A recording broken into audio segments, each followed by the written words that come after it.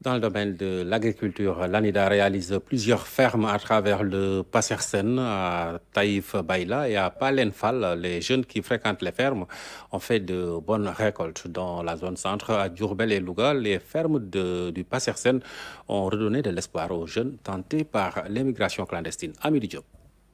Le thermomètre affiche presque 40 degrés à l'ombre en ce jour de récolte à Taïf Baïla. Cette ferme est réalisée par l'ANIDA à travers le Passersen sur financement de l'Union européenne par le biais de l'Agence italienne pour la coopération au développement. 35 jeunes sont choisis pour travailler dans cette ferme qui a démarré ses activités en janvier 2020.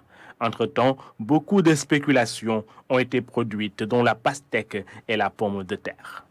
Donc les immigrés qui devaient prendre les bateaux de façon clandestine, c'est ça là qu'on essaye de fixer, et de faire des parcelles qu'on fait comme en Europe.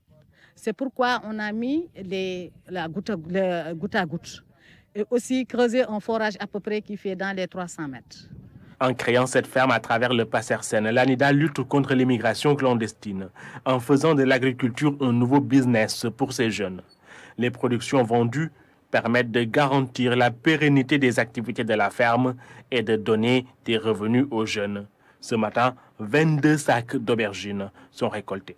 Que les gens puissent rester sur place, qu'on puisse les outiller, qu'on puisse les former, qu'ils puissent disposer de terre et tous les accessoires et tous les intrants pour qu'ils puissent en tout cas travailler à la sueur de leur front.